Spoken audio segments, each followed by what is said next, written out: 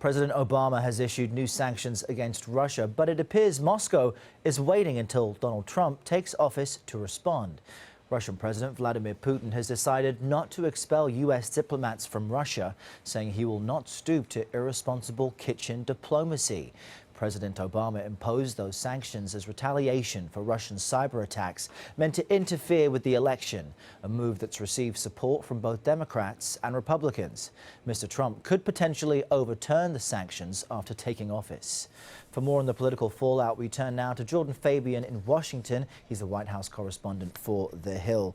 Thanks for joining us. 35 Russian diplomats have been expelled from the U.S. as retaliation, but Russian President Putin isn't expelling any U.S. diplomats. How significant do you think that move is? It's fairly significant. There's two things here, Errol. First, it's Vladimir Putin telling President Obama, essentially, he's a lame duck. He's not going to respond to this. He's not going to take the bait. And second, it's an olive branch to President-elect Donald Trump.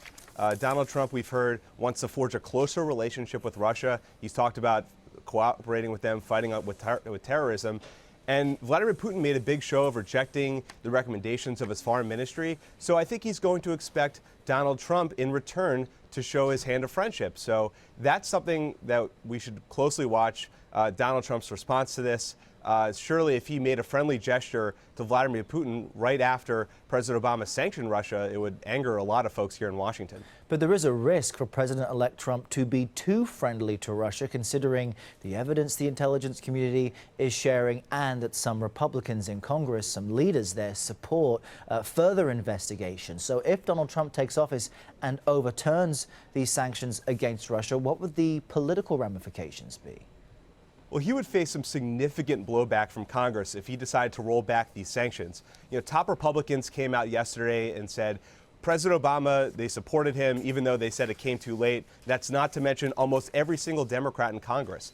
So if Trump decided to take these back, he would face a veto-proof majority. And these are lawmakers who want to pass sanctions even stronger than what President Obama did. So this would be a major fight in the first 100 days of Donald Trump's presidency, when he wants to get a lot of things done, pass an infrastructure bill, repeal Obamacare. If he decides to go against Congress on Russia, that could leave a bitter taste in in the mouths of a lot of lawmakers up there. Now, this is interesting. You wrote an article about the relationship between Mr. Trump and President Obama. They've taken some shots at each other recently, though publicly they maintain, hey, they're good friends, the relationship is fine, and President Obama will remain in Washington after his presidency.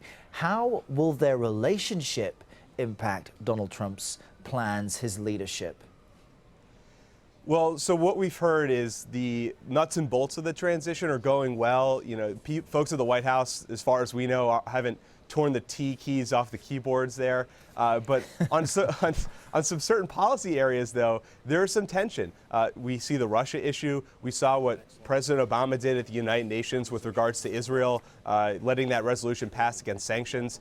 He's protected millions of acres of land here in the U.S. from oil and gas development.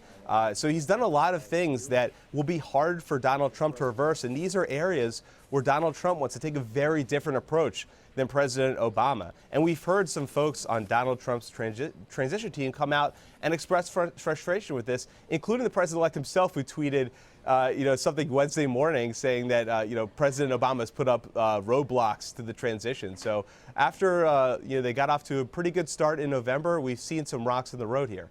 Okay, we'll see how friendly they get once Mr. Trump assumes office. Jordan Fabian, the White House correspondent for The Hill, joining us from Washington. Thanks a lot, Jordan. Thank you.